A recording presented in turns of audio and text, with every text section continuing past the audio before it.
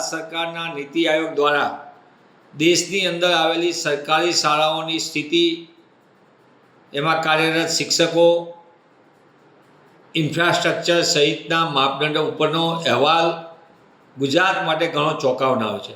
ગુજરાતની અંદર જે રીતે વિદ્યાર્થીઓનો ડ્રોપ આઉટ વધી રહ્યો છે, ખાસ કરીને સેકન્ડરી એજ્યુકેશન એટલે માધ્યમિક પછીનો, એ આપણા સૌના માટે ચિંતાનો વિષય છે. સાથોસાથ ગુજરાતમાં 2936 શાળાઓ એવી છે જેમાં 1 લાખ કરતાં વધુ વિદ્યાર્થીઓ અભ્યાસ કરે, પણ એમને ભણાવનાર માત્ર એક શિક્ષક છે. એટલે કે કેવી રીતે સ્થિતિ આખી, એ શિક્ષકની મનોસ્થિતિ કેવી રીતે અને વિદ્યાર્થીઓનો અભ્યાસ કેવી રીતે થતો છે, એ આપણા સૌના માટે ચિંતાનો વિષય છે. ગુજરાતની અંદર શિક્ષકનો એટલે વિદ્યાર્થી અને શિક્ષકનો જે રેશિયો હોય એમાં પણ ગુજરાત રાષ્ટ્રીય સરેરાશ કરતાં ઘણું પાછળ છે. એટલે કે શિક્ષકોની 40,000 કરતાં વધુ જગ્યાઓ લાંબા સમયથી ખાલી, બીજી બાજુ ઇન્ફ્રાસ્ટ્રક્ચરમાં 42,000 કરતાં વધુ વર્ગખંડની લાંબા સમયથી ઘટ, જે વર્ગખંડો હાલમાં કાર્યરત છે એમાં જર્જરિત વર્ગખંડોની મોટી સંખ્યા.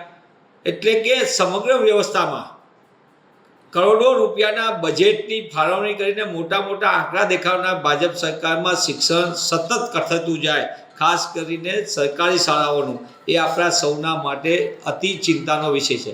સરકાર વાતો ઘણી કરે છે, પણ જે રીતે ગુજરાતમાં 5,612 શાળાઓને તાળા મારવાનું પાપ પણ સરકાર કરવા જઈ રહી છે. ઓછી સંખ્યાના નામે શાળાઓને મર્જ કરવાની, અને દેશમાં આવી 1 લાખ જેટલી શાળાઓને તાળા લાગ્યા છે. તેવા સંજોગોની અંદર ગુજરાતમાં જે શિક્ષકોની મોટા પાયે ખાલી જગ્યા, મોટા પાયે વર્ગખંડોની ખાલી જગ્યા અને સરકારની નીતિને નિયત સામે સૌથી મોટા પ્રશ્નાર્થ એ થાય કે ખાસ કરીને જો શાળાઓ જ ગ્રામ્ય વિસ્તારમાં બંધ થતી હોય, શિક્ષકોની જ મોટા પાયે કમી હોય, તો આની અસર સીધી ગ્રામ્ય વિસ્તારના શિક્ષણ ઉપર મોટા પાયે પડે છે. અને ખાસ કરીને દીકરીઓના શિક્ષણ ઉપર સૌથી મોટી ચિંતાનો વિષય છે. ગુજરાતમાં 27.6% ડ્રોપ આઉટ રેટ સાથે ગુજરાત દેશમાં અવ્વલ ઉપર છે. Out of children in school એ પણ મોટા પાયે સંખ્યા, એટલે કે દેશમાં એ અવ્વલ નંબર ઉપર છે. મોટા પાયે શિક્ષકોની પ્રવેશોત્સવની મોટા પાયે જાહેરાતો થાય અને બીજી બાજુ શિક્ષકોનું શિક્ષણ લેતા બાળકોની સંખ્યા ચાલુ શાળા દરમિયાન જ ગાયબ થઈ જાય બાળકો, એ પણ મોટા પાયે ચિંતાનો વિષય છે.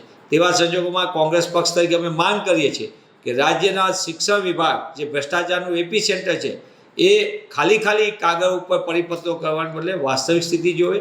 શિક્ષકોની મોટા પાયે ઘટ ઘટાડવા માટે તાત્કાલિક ભરતીની વ્યવસ્થા કરે. વર્ગખંડોની લાંબા સમયથી ઘટ છે તો એનું નાણાકીય રીતે જોગવાઈ કરીને તાત્કાલિક એની વ્યવસ્થા ઊભી થાય, તે દિશામાં નક્કર કામગીરી થાય.